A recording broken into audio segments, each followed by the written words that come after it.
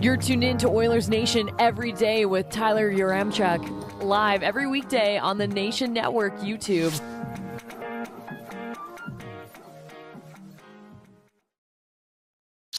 Kind of a boring game last night. I didn't even watch. What are we going to get into? We'll probably just look ahead to the game against the Ducks. Let's get into it with the lead. That was a joke. That was a joke. We got ya. Happy Friday. Welcome into Oilers Nation every day. Live from the Sports Closet studio, sportscloset.ca. Bang, Connor McDavid looked good in that reverse retro jersey last night. So can you by heading to sportscloset.ca. It is the lead, brought to you by our friends at Soho on Jasper Ave. If you're cruising around downtown today, it's lunchtime. You're like, man, I need a good lunch special. Soup and a sandwich at Soho? It's a good play. It's a good play. Kind of like the play Connor McDavid made at the blue line last night. That was pretty good. There's so much to talk about. I finally made it onto the couch. Yeah, we've upgraded you to the couch because Gavin, the intern, is sitting in today on the other side of the room. Am I allowed to talk? No, we're not at the bro down yet. Gavin, my mic's up though, right? Yeah, it is. Yeah, the people. Gavin's got my mic up. All right. The lead today, a lot of talk about one specific play in a lot of instances. Some people saying the offside review is the play that killed the Oilers. Some people are saying the turnover from Darnell Nurse is the play that killed the Oilers late in that game when they had a power play and were up by one. Plural turnovers by Darnell Nurse. Plural. Well, that's where I want to go, is because this wasn't a one play killed the Oilers kind of affair. This was a death by multiple cuts kind of game, Liam. They played good, and that's frustrating because through 50 some odd minutes, things were going well, and it was like, hey, they're probably going to slap home an empty netter, cover the puck line, and we're all going to sleep good tonight. And then like I tweeted how quickly things turned around. I tweeted last night at what time would that have been? 9:33. You were the jinx. I was the jinx. 9:33. The Blues have been one of the best teams in terms of staying out of the box. Gave the Oilers a lot of power play looks tonight, and that last one might be the dagger. What a tilt between these two, though. Great hockey game. And then 6 minutes later, not even, it was 1 minute later. I guess Darnell Nurse had different plans. That last turnover is that one irritated me more than the first one, because the first one, it's whatever. It's a random point in the game. You had a moment of indecisiveness and it bit you in the behind. But that turnover late, good God, man. If you're going to be the guy this coach is supposed to trust late in hockey games, you make better decisions than that in the moment. Yeah, like it's so hard to talk about just because it's like what's there really to say? Like, it just can't happen. Yeah. It simply cannot happen. Like, Darnell Nurse, like it or not, is the best defenseman on this team, and he's making just terrible plays. And like, there was literally happening way too often. Literally anything else in that situation. Ice the puck if you're that worried about things. Yeah. You ice the puck. What was it? 19 seconds left. You probably run off down to 15. And just win the face-off, I'll cover it as something. Like, he could have literally killed it on the boards. That was my problem with that last play, is that he had so many options to kill time. He could have just parked it behind the bench or the goal and just looked around. He could have rimmed the boards. He could have gone high off the glass. He could have flipped it sky high. He could have done anything other than throw it up the middle right in front of the net. Yeah. Brutal. It was a brutal play. We're going to have more on Nurse in a second, but the Oilers, for a brief moment, did win that hockey game in overtime. Connor McDavid comes in. It's vintage 97 and 29. They find a way to win the game for the Oilers. They are heading down the tunnel, or at least some players were. And we'll get a look at the goal here in the full speed look that our guy Zach Lang tweeted. We'll get a look at that in just a second. But there are times when you're watching a game and you're like, ooh, that might be offside. Like, they might take a look at that if someone scores here. That wasn't one of those situations. That was just ridiculous. And that wasn't even a challenge either. It was a booth review. Yeah. I'll be honest. In the moment, I did think it was offside. Really? I mean, just look at the play of it. Like, I think to the naked eye, like, his feet are in the zone. The puck clearly isn't in the zone yet. Then he touches it. Like, but it's possession, right? But that's the thing. Like, what is offside? Like, that's the issue. The rule is so manipulative. Like, they can make up anything they want. And I know we have a Kuznetsov clip too, but like, even was it the Panarin goal against the Rangers? Yeah. Like, that one was also kind of close. Like, there's so many ways to dictate what offside truly is. I think the NHL actually might have got this one right. which is a bit controversial. I think when we see it on the slow-mo, Alex, if you can rip that one up too, it was, I think when Ryan O'Reilly almost intercepted the stick a little bit, I think that's when McDavid technically would lose possession of the puck because he is not in control of the puck there. Okay, so Right? we'll wait for it to reset here because I'll tell you what I'm seeing. Connor McDavid picks up the puck in the neutral zone. He has full possession of it in the neutral zone. Everyone agrees on that. He makes a move to the outside with control, and then he's in the zone at that point.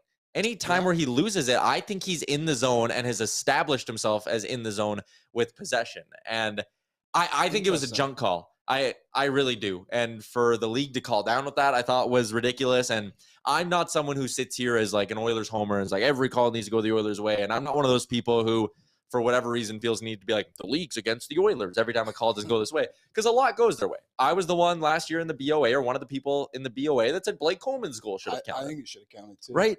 Like you No. To me, that's possession. And here's another example. Our friend Dusty Nielsen tweeted this out yesterday. This goal counted. Okay. Kuznetsov brings it in, drag, drops, and they deemed that possession. To me, it's the same play. So you're telling me if whoever that is there, Brady Shea or Brett Pesce, if he just happens to be like a step closer to Kuznetsov, because that's the only difference, is the proximity of defender to attacker. The only difference. That it's all of a sudden McDavid's a good goal if O'Reilly's a step back. It's just, you're right. Offsides are ridiculous. It doesn't make sense. Like we have a McDavid clip too. We got a lot of clips today, folks. Yeah, we do. But just on this, I think the only difference for me is, and that's the references is like the less pressure, like the direct contact between O'Reilly and McDavid was there, but not there on this one with whoever that defenseman is. And I think that's the biggest difference. But also now that you mentioned that, like, technically McDavid is in possession of the puck when he enters the zone. And again, he loses possession after he's already in the zone. So maybe you're right. Like, that's the thing. Like, it's so objective. Like, you can just we could both be right. We could both be wrong. I have two things on this. One, I see Joey in the chat says, I'm just seeing this now. O'Reilly's stick hits McDavid's before the puck enters the zone. I don't care if his stick hit his stick. That doesn't make him lose possession. Like, being checked does not mean, or being stick checked doesn't mean you've lost possession of the puck. It just means the guy's playing you. So now in the NHL, if you stand up at the blue line, is every play for the rest of the history of the league going to be offside? If you just stand up at the blue line and make the guy go around you? And the other thing is, it was called a goal on the ice. Yeah. And the fact that we're sitting here and you can pull 100 hockey fans, or people who watch the game, 100 experts, 100 media members, whatever you want to do, and it would be split as to whether this is a goal or not, then why is it getting called back? You should have to overturn it. That's how these reviews work. It should have had to be overturned definitively. You should be able to look at that and go, bang, yep, he lost possession offside. And you can't definitively say that.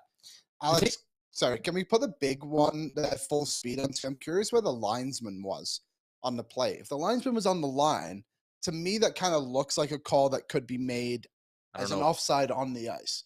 You know what I mean? Like, I just curious where he is.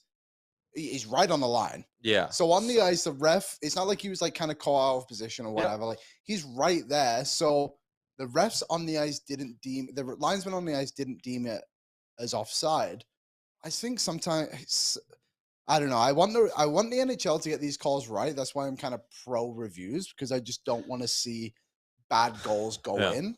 But also, when you see goals get taken away and nobody has any idea what's truly happening, that's the most frustrating part about all of this. Mm-hmm.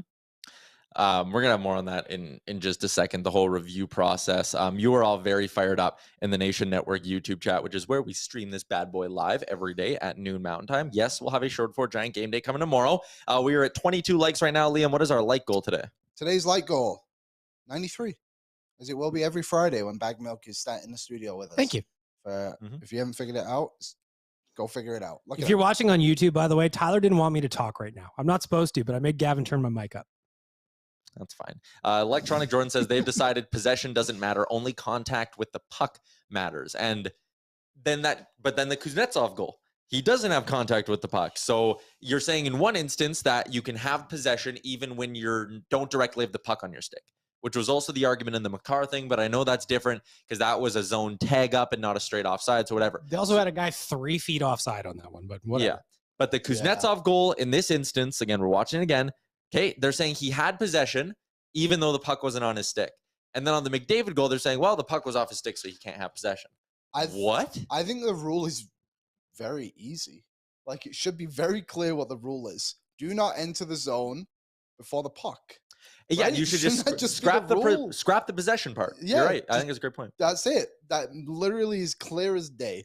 Yeah. Rules should be black and white, not red, green, yellow, whatever other colors you can think of. Like, it should be so obvious what offside is, and it's not. Stupid. Let's get into because we spent a lot of time dissecting that, but we do have our 3 big things for our friends at Cornerstone Insurance, Edmonton's premier boutique insurance brokerage, your destination for commercial, home, auto insurance. 90 years of success. They're still growing. CornerstoneINS.ca. They insure the nation truck. They can insure whatever you need as well. I want to start with, actually, this is the first comment we got in the chat today from Zach. It's more clear to me now than ever that Nurse needs more support. He played 29 minutes last night. He's being asked to do way too much. And I think that is a really interesting take in all of this because it's very easy right now to just look at 2 really, really bad plays. And these are not even isolated moments. Darnell Nurse has had a really tough first 2 months of the season. And expectations for him were high because 1, the contract. 2, a lot of people saw how he soldiered on in the playoffs and were like, man, he looked bad in the playoffs, but once he's healthy, he'll be back to being the Darnell Nurse of old. And that's not what's happening here. Nurse is fighting it. Last night was just a couple of borderline inexcusable mistakes that led directly to goals and other mistakes throughout the game that he got bailed out of. So I just thought that was an awful game, but the easy thing to do here is to pile on Nurse and just simply go, he's overpaid, he sucks, trade him. Trade him before his contract's untradeable. I saw a lot of that. And I just, I'm not there. And I think it's just an easy, cheap conversation to have if you want to go that way with it. What the reality of this situation is, the Oilers botched his, I'll call it contract development. Should have signed him long-term after the first bridge. You didn't because you wanted to sign Zach Kassian. And then you're forced to, well, you don't want to run him into a year where he'd be a pending UFA because he's tight with Connor and Leon and he's a big part of the core and he's coming off a career year, but you sign him anyways. Okay, mistake number 2 right there. And it's not Darnell Nurse's fault. He makes 9 and whatever million. If I offer any of you $9.25 million, you're taking it. I wonder, I have a group chat with some buddies and we were just talking about, I wonder how much in his own head he's at about the contract thing. And we don't really recognize that all that much, but when you go from making like 4, whatever he made last year, up to 9.25, that is a significant lift. Yeah. And I wonder how much pressure he's putting on himself to do more, to feel like he has to do more than just play a simple And maybe game. That last play is a good example of that, right? There's an easy play to make there. You guys highlighted that right off the jump where you flip it out to center, you hold on to it and go behind the net. And this is a non-issue, but you feel like you need to make the home run play and things are just snowballing for Darnell Nurse. But I like the point Zach made about we need to get him more support. We got another comment here from Joey that says we need a true number 1 to play the left side. And actually, we don't. Darnell Nurse is more than capable of being that guy. The Oilers went to the Western Conference Finals last year with Darnell Nurse being their number 1 left shot D-man, and he was on 1 leg. Yeah. You can make the Stanley Cup final with Darnell Nurse playing 24 minutes a night. But you need more support under him so that he doesn't need to play 29 minutes a night, so that he doesn't need to take every defensive zone start and all of that. And that's where the importance on getting a lefty who can be reliable, and I'll say more than reliable, who can be impactful is important. Philip Broberg, I love him. And I've really liked the way he's looked through this handful of games here in this stretch. But you don't trust him enough to play him in the late and third periods. You don't trust him in overtime. You don't really trust him in the D zone, as we talked about yesterday on the show. Him and Bouchard basically start exclusively in the O zone and the neutral zone. So you don't have that trust factor there, which means if there's a situation that you feel like things are getting a little hairy, your only choice is to go to Darnell Nurse and Cody Ceci. And you're overplaying the hell out of them, and it's leading to mistakes, and it can't keep happening, but it is going to keep happening until they go get a left shot D-man that they can trust to handle. Instead of Broberg's 11 minutes a night, you get a left shot D-man who can handle 18. And all of a sudden, Darnell Nurse doesn't need to play 29. He needs to play 21. And the dominoes fall. This is Yeah, Darnell Nurse played like shit last night. And he's had a lot of nights this year where he hasn't played good. But to sit there and be like, trade him, not a part of the future, all that, I think it's just a really cheap and lazy narrative to go at right now. He needs help. He can't do it alone. Is he paid like a guy who should do it alone? Yeah, probably. But that's not on the guy wearing the jersey. That's on the guy wearing the suit sitting up in the whatever level at Rogers Place. I kind of put this on the coaches a little bit too, to be honest. Okay. I don't think it's like Cale McCarr played 28 minutes last night. Darnell Nurse played almost 2 minutes more than him. Mm-hmm. I know he went to overtime, whatever. Maybe that added to it, but also like that shouldn't. He's not there, and coaches are supposed to put their players in the best positions to succeed. And the coaches didn't do that for Nurse last night. They haven't done it for a few games now, where Broberg played 8 minutes yesterday. You're telling me he couldn't play an extra 2 minutes to take it off Nurse? Like you're telling, but it's just, but it's maybe that's a bad example. But like, you can't give it to Kulak. Like, I feel like the regular season, like this team is a playoff team. Yeah. Whatever you want to think of them, the Oilers were 19 seconds away from being second in the division last night. Yeah. And it's time for this staff to put more trust in the players they have.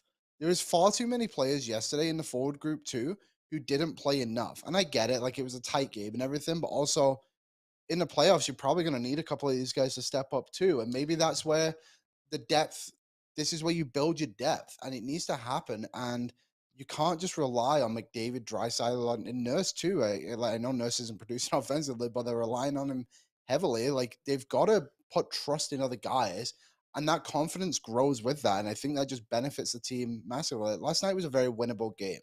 Oof. And they pretty much won it. They played won the game twice. 59. Yeah, they played 59 minutes and 31 or 21 seconds of winning hockey, in my opinion. They were up by 2 goals with 9.5 minutes left. Yeah. That should be a win most nights. Yeah.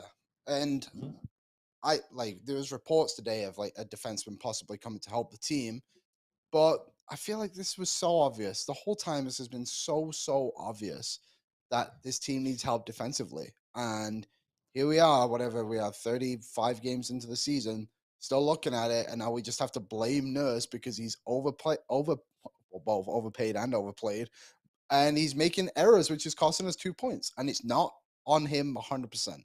Yeah, like I think it's a great way to put it. It's not on him 100%, and some people really want you to believe that right now, and he needs to be better. He would be the first one to come out and be like, hey, guess what? He said it last night. He said it last night. But Baggedmilk, do you agree with the notion of they need to get him more help? One thing I do enjoy is that every Christmas we talk about the need for a new defenseman. That consistency just warms my heart. But yeah, of course they need to get help. We've been talking about this since the offseason. Mm-hmm. You look at that defensive group, I think they're missing a piece on that left side. That's not a shot against Philip Broberg. They just need somebody who can do it now, not later. And I don't think Broberg is that guy yet, and that's not fair to expect him to be either. Yeah. Woodcroft said after the game, win as a team, lose as a team. You didn't like that. No, it's not true.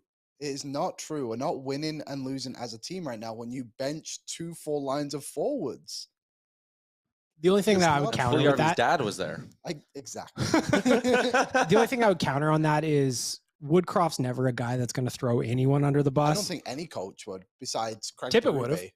Yeah, maybe. Yeah. Tippett would have. He used to do it all the time. He did it with Mikko like a bunch of times. So I just think, like, I agree with you, Liam, that it's almost weird that when Woodcroft came in last year, the minutes were spread out way more. And even in Nashville on Tuesday, they were spread out way more than they were last night. Yeah. I know that was the second half of a back-to-back, but still, the point remains.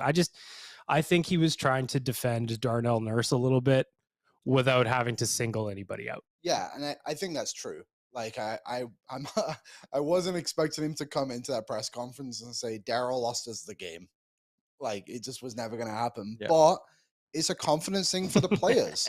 Like, if James Hamlin sat there the entire night doing nothing, I don't think that's helping. I don't think it's helping Puljujarvi. I don't think it's helping Broberg. Like, and obviously, I'm sure there's messages being brought out, but I think there's times when you got to show trust in these guys, and I think that helps the Oilers in the long run. And I get it. There's a lot of guys who wouldn't be in this lineup right now if McLeod was healthy, Fogle, Kane, whoever else. But the reality is they're not, and we need these guys to play, and we need the coaches to believe in them too.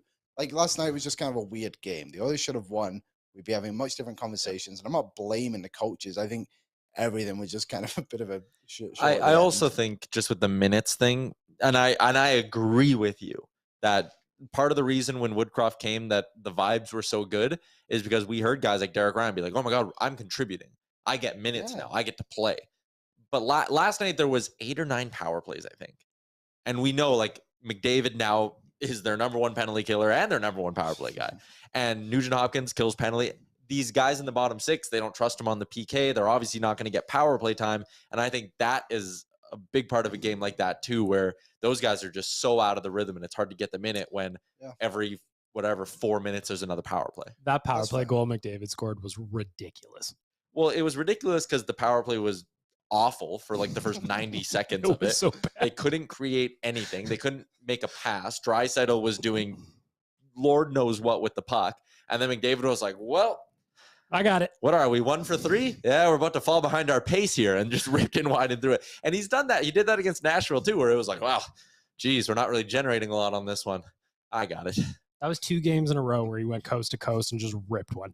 And then he almost scored again the next shift, shorthanded, spinorama around Falk, wires it off the post. And I was sitting there and I'm like, for any other player, either one of those 2 plays, it's their goals of the year. And McDavid about did it in back-to-back shifts. Another thing, just since you mentioned McDavid hitting the post, like a little bit of luck for the Oilers last night. We also have a different conversation. Nuge hit the post. Yeah. Barry had that one in the first period. That was a wide open net. He missed it. Devin Shore shot into the corner instead of into the net. Sorry, Liam.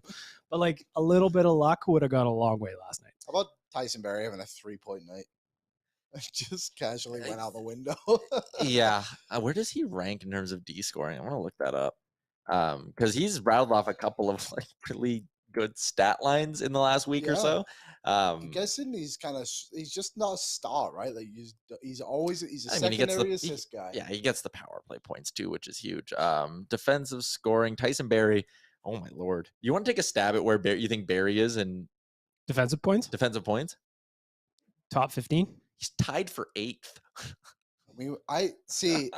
But it is worth noting he's got 24 points this year, and 16 of them have come on the power play. But again, we don't like to overly discount the points. But he's playing on that top power play unit. I had this conversation the other day with somebody about secondary assists. And the way I look at it is, if someone gets them like often, like Barry does, shows me he knows who to get a puck to. Yeah, I never understood the slander against secondary assists too. A play has got to start somewhere. They got to come from somewhere. And if someone is getting the puck to the right players and then they're able to make a play, just as beneficial to me. People seem to treat secondary assists almost like the first person to touch the puck had no contribution to the rest of the play whatsoever. And it doesn't make sense. Like if you have a tic-tac-toe play on the power play, which we see often with this team, the first guy to start it off, he's just as big a part of it as the guy who got the primary. Spiced Oils in and says the non-call on McDavid in OT makes me the most mad about last night. That's the second time this week where the Oilers have been on a power play and the refs have just turned a blind eye to an obvious infraction because game management. It is absolutely horrendous. It's terrible. Yeah, come on. Figure it out. My second big thing from last night, I feel like every time this guy gets the call, he's one of my 3 big things. Makes sense. He's 6'4", 210 pounds. As the games keep going on here, it's becoming more and more necessary to have the conversation of Stuart Skinner just a number 1, maybe. I'm so confident in this guy between it's a great problem. He makes a lot of saves, and he made 4 or 5 dynamite stops in that hockey game last night. And the goals that beat him were like one-timers and guys picking the back bar. Yep. Like, nothing you could do on those. Like there's Robert Thomas's goal. I saw some people on Twitter last night that were upset about it. I'm like, sometimes you got to tip your cap to the shooter because that was a perfect shot. It was a bullet. That's why. Sorry, I was just gonna say that's why I didn't understand the conversation of having Campbell in the net last night. Yeah, I didn't get it either. Just a star. I also think this is a really good problem to have, and we're fortunate to have it because chances are, if they do this correctly, this next contract for Stuart Skinner isn't going to be outrageous because he's still a young guy. I would try to extend it out for as much as you can. And then you have Campbell, who is going to turn it around. Yep. Yeah. And Skinner is your tandem for like $8 million. I'd go for, I was just going to say. That's not bad at all. If you get Skinner on a 4-year deal at $3 million per, that's an $8 million duo, like you said. And then when the Skinner deal would expire next, the Campbell deal's done. And if Skinner really is the guy, which again, as the games go on, he just looks like that guy. He could be. Then it's a good problem. $5 million comes off the book from Campbell. Skinner's now your bona fide number one. 28 years old. Life is good. But I just watch this guy, and like when Jack Campbell, and he played good against Nashville. But like when he makes a big save, and this is a thing with a lot of goalies, when he makes a big save, he's lunging across the crease, right? Getting it with the pad, kicking it out, doing something crazy. Stuart Skinner just like slides over, gets his belly in front of it. Huge. He's huge, man. And he moves so smooth. I love watching this guy. Campbell, again, you're shaking in your boots a lot of the time. Skinner, it's just confidence. That's I still the think word. That's going to go away, though. It will, yeah. Campbell, it will. But like, that's not to discredit Skinner right now. I think about the game against the Wild when they were talking to Devin Dubnyk Gene was talking to Dubnyk between periods, and he just goes, you come down and you watch this kid and you realize how big he is, plus he's positionally sound. That's a tough goaltender to beat when he's at his best. Yeah. It is funny sometimes, the size of people. Just like in general. Connor McDavid's 6'1". Mm-hmm. I'm 6'1". No. I measured myself in the office. We did do that, yeah. The 5'11". Mm-hmm. You don't think I'm 6'1"? I think I might even be creeping over 6'2" now. Well, that's what I meant. I thought 6'2" now. You're growing. Oh, yeah, I'm a growing boy. Inflation. It's because I eat my veggies, my steamed veggies or fried veggies. But Stuart Skinner, like, you even go back to last season. Last year, he only played 15 games. He never had 3 straight starts with a save percentage below 900. Like, for a young guy to just step into the NHL and have that kind of consistency, and I'm going quickly through his game logs and just here. Like the added, while you're looking, just the added layer that this is his hometown team. Oh yeah, it's the best. Southside boy. There has been one stretch this year where Skinner was below 900 in 3 straight, but he won 2 of the starts, and one of them was that Florida game where he was great down the stretch. So, like Skinner's listed at 6'4", 206. That is a huge person. It's a big boy. This feels like the nicest man in the world, too. Can we get some likes for Stuart Skinner? Yeah, we're only at 44 likes. And the mustache. Mine or Stuart Skinner's? Both. I actually really like what you got going on over there. I'm glad that you went home to the missus and she didn't tell you to shave that off. Nobody has commented on it. I have. I think you might be the only person. Of course I did. Yeah. I observed both of you. Sometimes you get the beard and stuff going a little. Yeah, sometimes I just forget to shave. I'm always observing you both. I know what's doing. Stuart Skinner, my second big thing from last night's game. If you're watching right now, the amount of likes we have is not equal to the amount of viewers we have. If you're watching, just hit that like button. We're trying to get to 93 for our boy Nuge and for Baggedmilk today on the show. Another point for Nuge last night, by the way. Third big thing, Good. The Pandora's box of reviews. Like last night, that goal getting called back, that is not the reason video reviews were put into the sport, right? Thanks, Matt Duchene. Right? Like, we wanted to stop the egregious stuff. Matt Duchene being 8 feet offside. Like, you look at that replay now with hindsight, like, it's so outrageous. Yeah. Anyway, sorry. It is. No, you go. I was going to say, hypothetical world here, this is my third big thing for Cornerstone Insurance. I give you the chance to go back in time, and you can kill video review technology, and it'll just never exist, ever. Would you do it? You know what? I'm going to take away their helmets. And I'm going to make goalies wear Sears catalogs as their pads. Why not? I want to increase scoring out there. You know, I've got ideas. I'm trying to think. Maybe I'm just because you like reviews. You said I like the call being made correctly, but I almost agree with you. And I think a lot of sports have had this issue where we've lost the plot. It's too much. It is far too much. Like at the World Cup this year, they literally put a chip in the ball to see when guys are offside. There was one where literally the guy's wrist was offside. So how is that interfering with anything? And it's the same with this. Like, it's just so outrageous now that you don't even know. I'm just trying to think of like massive moments. Like the McCall one obviously was a big one where at the moment you're kind of like, oh, that's offside, and they explain it. And then, but I'm just trying to think of plays where it's like that ruined the game other than last night. That were just like so outrageous that everyone was like, how was that not this? Because no one would have said anything about this if it wasn't called, right? So there would have been zip. Yeah. And that's why I'm mad, because they overturned it. And if they let it count, no one would have given a shit. Maybe like 3 St. Louis Blues fans. To answer your question though, like for real, yeah, I like video review to a point. There's some adjustments I'd probably make, like watching things frame by frame by frame kind of annoys me. Mhm. I almost wish that they could watch it in full speed. It also annoys me that we're doing this on an iPad. So there's an example of video review, which I think works very well, is in rugby. I don't know if you guys have watched a rugby game, but the referee Only the haka is, oh yeah, they turn it off after that. The ref is talking the entire time, and you can hear what he's saying. Like, you can hear the exact conversation that is happening, and I think it's very beneficial to a fan because you actually understand what is going down. And I think that's something the NHL could bring in. There's a lot going on the screen in front of me right now. Okay, so for those of you, here's a little peek behind the curtain. Liam and I on the screen in front of us, we see what you see on one, and then we see what our technical producer, Alex Allard, is getting ready. And Alex, please tell me we can watch this now, because great work. He pulled up the Matt Duchene play. And watching this for the first time in a few years is the funniest thing ever. Like, how did that linesman miss this? I just love the fact it's against Nashville, which is quite ironic, actually. Yeah. And just how clearly everybody stopped playing. Like, the goalie was standing up straight when Duchene picks up the puck. Like, I'm watching this now, too, and it's just, it is so wild. Oh, he's 6 feet offside. And then you see every player whip around and be like, what?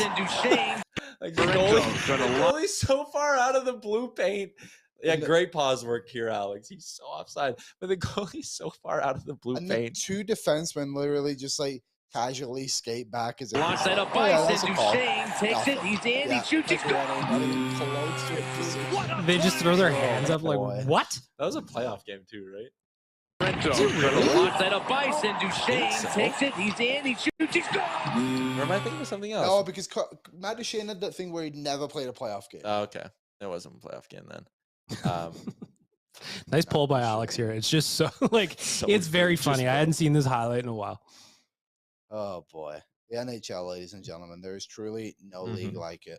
How can the NHL advance as a league when it doesn't even know its own rules? The rules are suggestions. They're fluid, baby. I was talking about that in our chat yesterday about how I think the NBA does a really good job of marketing its stars and stuff. When we were talking about the All-Star game and the play-in with Frank. Yep. That's when the kind of conversation started flowing. And I was saying, like, the NBA does a great job of marketing itself, and, like, players are almost bigger than teams in a lot of aspects. And the NHL can't even come close to it because they don't even know how to market its own rule book. Like, it's nonsense. Yeah. It's ridiculous. The thing is, like, the thing that annoys me about the rule book is that the goal that got called off last night, the Connor McDavid goal, that could happen in the exact same play in 3 games, 3 different teams, and all 3 calls would probably be different. Do we need AI yes. refs? Robot refs. You make and lasers. one call. Lasers. Yes. They should almost. The puck gets like when it's an icing. If it's offside, because there's a chip in like the ball at the World Cup, there's a chip in the puck, and if it's actually offside, it explodes into glitter. Yeah. Yeah, it's an option. Or like then instead of spending 8 minutes reviewing, you spend 8 minutes scraping glitter off. Yeah, yeah, it's fine. Blue line, maybe like so. If someone goes offside and there's a chip in the puck, the blue line almost like glows, like offside. I'm thinking it's like a movable wall, and when you're offside, it like slides up quickly. Guys are just eating shit over. I'll just get rid of offsides. Some people say that. They say the game's developed to a point where like no one would cherry pick that aggressively. You can't. You can't because you'd be at such a disadvantage at the other end of the ice that like, why not? No 3-line passes. But like, wouldn't it be great though if you just like every now and then you see a guy parked down by the other goalie and you just rip it down there? I think it'd be hilarious. But that would be the solution, right? Is you remove offsides and you just say there's no 3-line passes. So like you can cherry pick, but like as soon as basically, I guess, you're past your own blue line, the offside rule's gone. Yeah. It's a lot to digest. I don't know. It's maybe, I don't know. I like the idea of no offside. Maybe there's just a different way to do it. Maybe, I don't know. That's why you're successful. You're innovative. You're always thinking I've always got something going on up here. Like when you came up with the idea to have like goals on our stream, which we are 36 away from, 36 now, 36 away from. If you're watching on YouTube, hit the like button because it's already 12:35 and we're in trouble in not hitting this thing. We've hit it every day this week and on Friday, which means we're riding a 5-show heater in terms of hitting our light goal. This can be bad if we don't hit it. There will be punishments. Can we get a Baggedmilk boost? Hi. Can you tweet it? Can you tweet it? Yes, of course I can. But as I'm writing a tweet for you guys right now to help you get to that goal, I see friend of everybody, Reed Wilkins, says Ryan McLeod says he's going to be out for a little bit with an ankle injury. He skated today. Feels like it's progressing, but it's going to be some time. Ryan McLeod confirming what we reported on Oilers Nation Everyday a few weeks ago, that it's an ankle injury, keeping him out week to week kind of thing. Warren Fogle is expected to be back tomorrow, though.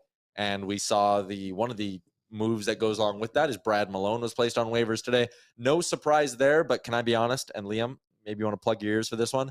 Should have been Devon Shore. Have we not all had enough Devon Shore in our lives? Are we good now? I'd like to watch him celebrate. Shore? Yeah. Yeah, I actually, when he missed the net completely yesterday, I just cut it. And I just went to a clip of him celebrating. Yeah. So now I actually... You think he scored? Like he missed the net by a mile. Yep. And then we cut to him celebrating McDavid's OT goal against the Flames. Yeah. Seamless. Yeah. Can't be that. Technology. It's amazing what you can do these days, Liam. Yeah. That man truly does not help me at all. No. And like you're a soldier for him and he just doesn't care. I'm with him. And you know what? I will stand by my guys. I believe Devon Shore brings a lot to his team. No, he doesn't. Off the ice. There you go. Fortunately, we might need some stuff going on the ice too. Yeah. Flute is in, says, I love Connor McDavid more than I love my beautiful wife. So congrats on having a beautiful wife. That's a big win for you. Wow, braggart. Yeah. This guy talks to girls. Sick flags. Mm-hmm. What else do we want to hit on here? We're done our 3 big things for Cornerstone Insurance. The trade rumors. Fill me in. What are you hearing? Liam's got his ear to the ground. I am hearing that the Oilers have a lot of interest in Klingberg and or I would assume Joel Edmondson as an upgrade over Tyson Barrie, who just had a 3-point night and is 8th in the league in defensive scoring. I saw somebody on Twitter the other day say that John Klingberg is just tall Tyson Barrie, and that made me laugh. Tall European Tyson Barrie. Yeah, I mean, I get it why they would be interested in John Klingberg. I don't know. Is it worth it? That's my thing too. If he's just replacing Tyson Barrie on the right side. If he's coming in and you think he can be a real good left shot guy for you, and it's like him and Barrie or him and Bouchard, and then again, to me, this is all about... Can Klingberg play on his off wing? Frank said yesterday he can, or he has some experience doing it. I worry that we devalue Tyson Barrie too much. Maybe. I understand his contract isn't crazy. It's not. It's horrible. $4 million. Yeah. And we all knew what we were paying him to be. And it was the quarterback of one of the best power plays in the league. And he does a fantastic job of doing that. Mm-hmm. Defensively, he needs to be better. There's no doubt. But also in the playoffs, he kind of stepped up a little bit last year. What are you laughing at? Because Baggedmilk said you talk to girls, bragger, and Flute said we don't talk. Don't worry, we're just married. Okay. Anyways, yeah, we undervalue Barrie, and I think his leadership is massive for this team. I think he actually means something to the guys in the room. When you look at the guys they lost: Cassian, Smith, Keith. I feel like there's a couple other guys too. Chris Russell. Like I feel like he's valuable, and the Oilers shouldn't devalue what Barrie brings to this team just to bring in John Klingberg, who looks a little fancier. And like you said, what if he is just a tall Tyson Barrie? And also, like if that's the goal, right? Like Klingberg is tall Tyson Barrie. I do, and I know this can't be everything, but you at some point you have to think about the relationships in the room, no? Yes. Because if Tyson Barrie is constantly with Connor and whatever off the ice, I mean, I'm not saying that's the only way to make decisions, but you have to factor it in. It needs to be considered. It really does. You can't disrupt what's going on in that locker room. And that team just went to the Western Conference Finals together. They want to win together, and they know they know what it takes. Yeah. And John Klingberg, I guess he went to the Stanley Cup Finals, so that probably helps. He's got playoff experience, definitely. And I just think there's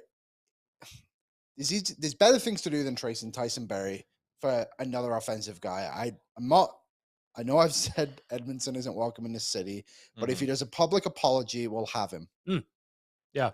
I would take Edmonton over Klingberg any day of the week. I would take Edmondson as the antagonist in the next book by Zach Hyman.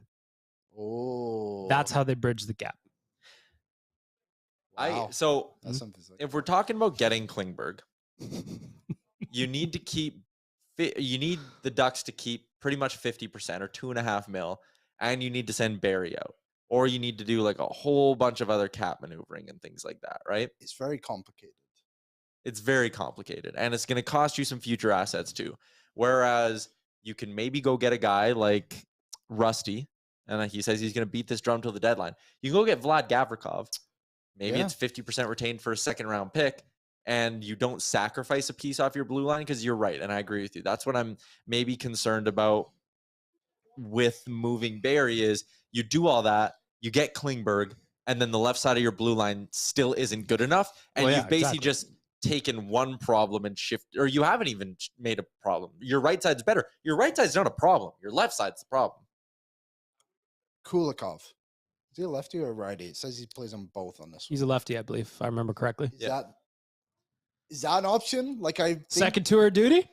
But again, so it comes him and he's 1.125.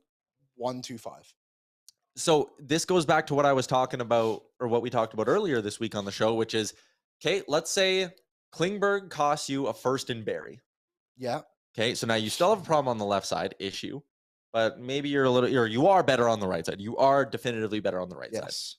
Okay, but now you've already spent your first. Whereas what happens if you give up the second for Gavrikov and then you go give up your third for Domi, because now you got some extra money kicking around, and you go get another depth forward, and it's like, okay, well, you saved your first round pick, you spent some other assets, but now you've added a couple of quality forwards, you've added a defenseman without subtracting a defenseman, and you might just be better as a whole going and picking up some pieces around different areas. We need a lot of likes really quick, people, because we got to end this stream right away. And I'll share with you why we're going to end this stream right away. Don't tell them why, but tell them the little tease. Yeah, okay, I'll do a little tease. But we need to hit the like goal. Hit the like goal. We are far away from 93. If you're watching on YouTube, please hit the like goal if you actually want to hear why they're ending this stream. Yeah, you know what? There you go. There you go. So we have a special. That's the you guys need me. Yes, you guys need me on this. We do. Okay, so we have a very special guest who just couldn't quite do today's show, but I'm going to chat with him later this afternoon, and then you're going to hear about it on Monday's show. All right? So is he coming out on Monday? He will be on the show Monday. If you want to know who it is, and trust me, it's a good one. I'm not just teasing you for nothing here. Yeah, it is big. Our biggest guest ever. Oh my God. No offense, Baggedmilk. None taken. It's understood. No offense, Frank. Well, yeah, I mean, sure. It's totally fair. It's going to be a great interview. Well, I hope I execute. I got some pressure on me. But we need to get to 93 likes if you want to find out. So hammer that like button for us on the YouTube real quick. Let's get to our Betway bets, actually. That's a good thing to do here. While people Can I please tell you one more time that if you're not betting over 1.5 total power play goals right now, you're just missing free money. Mm-hmm. It's like, I think I've hit 7 of the last 8 games on this, and the odds fluctuate a little bit. So you got to get in before our friends at Betway figure this out, because I have now included this as part of my retirement plan. Yeah, me too. I do not today.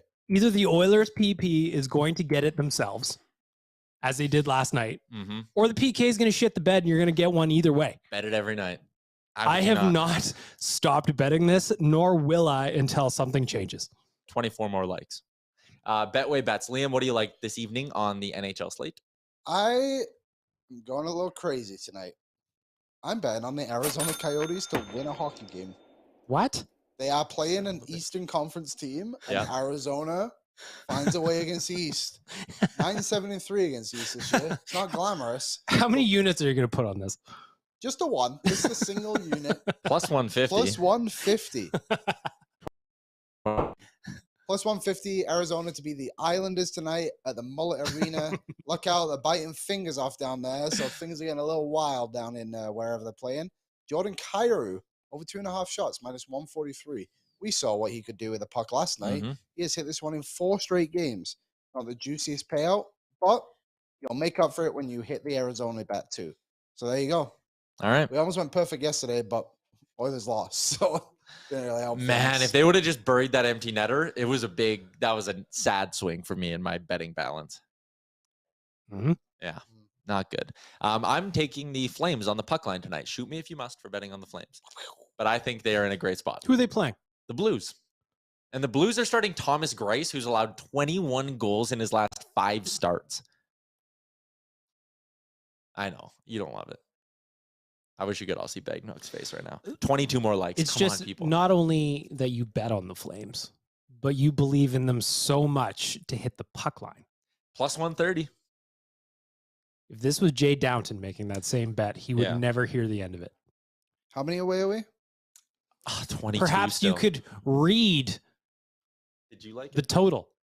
Yeah, I liked it. Oh, yeah, you We did. are Sorry. 22 likes away. I'm just sending out a big tweet to try and get some. We got to get this thing going. And we have to do it quick because we're talking to I know. 10 minutes. I know. We almost could have just brought him on the show at this We point. should have teased this at the start of the show. Yeah, that was really, well, Baggedmilk, come on. Have your good ideas earlier. Nobody consults me. Bryan Cranston. That'd be awesome. Tyson's just betting, or he's just rattling off actors. He asked if there's no Saturday show. Yes, there's a Saturday show tomorrow. We only do it when there's game days, so that's why there wasn't a Saturday show last week. But we will be live tomorrow at noon Mountain Time. Talking about the game coming up against the Ducks. Would you go Jack Campbell tomorrow, BM? Yeah, I think so. He had a good game against Nashville. Again, I understand the first goal and minute in, blah, blah, blah. But after that, he shut it down a little bit. 30 minutes, last 30 minutes of the game, no goals. After that first goal, he had a 964. You got to get Campbell mixed in, mostly because here's the thing. I don't want Stuart Skinner to end up in a Mikko Koskinen situation. And I'm not comparing the two of them because they're widely different in terms of just their style, blah, blah, blah. So in the comments, don't start with me.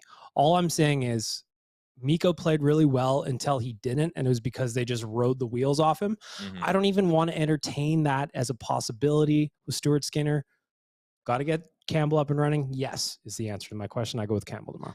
You go Campbell? I'm on the Campbell train. You got to give him. You can't just give him every bad team, but you've got to play him tomorrow. Yeah, I think so. You're coming off a loss, right? And I know Skinner was great. I loved not it. Skinner's fault in that loss. Skinner was solid. That loss isn't on him, but I think you do need to mix it up just a little bit. 14 likes. 14 more likes, folks. If you're watching on YouTube, it's so easy. Just hit that little like button. I want to tell people about the exciting news so bad. I want to tell people so bad. I'm going through every YouTube account I have and liking this video. Maybe you could read more commentary. There's a lot of comments to read about. Andrew Ferentz's dad was my dentist growing up. Flutie. Flute says it's probably him. Yeah, you're right. You're right, everyone. Andrew Ferentz's dad, the dentist, will be joining us Monday on Rain the show. Wilson again. Tyler. Oh, I would love that. That would be awesome. Yeah. Come on, people. You gotta like the video. We're only 10 away. We can hang on for like another 4 or 5 minutes here, but I'd go Campbell tomorrow too, guys. I think it's an easy opponent, right? Gregor's hinting on Twitter right now that Fogel's going to be one coming back tomorrow. How do you set up that line? I am torn because Janmark's playing good, and that line scored. Janmark, Nuge, Yamo is the second line. So I don't want to split them up. I do eventually want to get away from 29 and 97, but... Sorry, someone guessed it in the chat. We're 7 likes away. We are 7 likes away. I do eventually want to get away from 29 and 97. I go Fogel on the third line with Holloway down the middle, Puljujarvi on the right side. So our boy Kleem on the fourth line? He has been this whole time. I know, but I don't want it. I kind of want him in the top 6, but you got to wait till Janmark starts playing bad. I don't know if I do want him in the top 6. I don't want. You just like him in that role. I don't want to push him too much. I don't want to have expectations so high. I want him to just to do his role really well in the bottom 6 right now, and I think that's what he's doing. And the thing I want is the Oilers to split Draisaitl and McDavid up, and I want him to go 3 down the middle. See, and I think want the spine. You got to reward Nuge for how well he's playing in a top 6 role, so I don't move him away. When McLeod's back, you're going to be set down the middle. But I think having the 3 of them there avoids what happened last night where half your team doesn't play. You know? If you have Nuge with Klim Shady and Holloway, for example, they're probably playing a lot more because Nugent-Hopkins needs to be on the ice. you have Draisaitl with Yamo and whoever, then they're also playing more. Like, I think that helps. And you're not forced to play Derek Ryan and Devin Shaw 11 minutes a night. This is almost a love letter to Ryan Nugent-Hopkins. I feel like Liam's flirting with me right now. Yeah, I'm talking about him more so than people think about 97 and like the video. 93. We're 4 likes away, folks. Oh, well, either one. If you're just tuning in, hammer that like button for us. We're 4 away. We're almost at the end of the show. 4 more likes. We are getting there. Oilers Ducks tomorrow, 2:00. It'll be a Assured for Giant Game Day edition of the show tomorrow as well. The good thing about the Ducks coming to town tomorrow is it's going to be a nice refresher for Dallas Aikens of what it feels like to get absolutely shit stomped in Edmonton. How bad have they been? It is unbelievable that man is still in a job. Yep. Like, not to be fully rude on him, but Okay, but I mean, come on. he's on an expiring deal, and the team clearly has no interest in winning this year. One more like. One more like. One more like. Okay, we're going to shout out to the Sports Closet, sportscloset.ca, 3 locations in Edmonton. So if you're getting your Christmas shopping done this weekend for the sports fan in your life, you know where to go. There it is. 93. Reed Schaefer coming up on Monday. Have a good weekend. We'll talk tomorrow. Goodbye.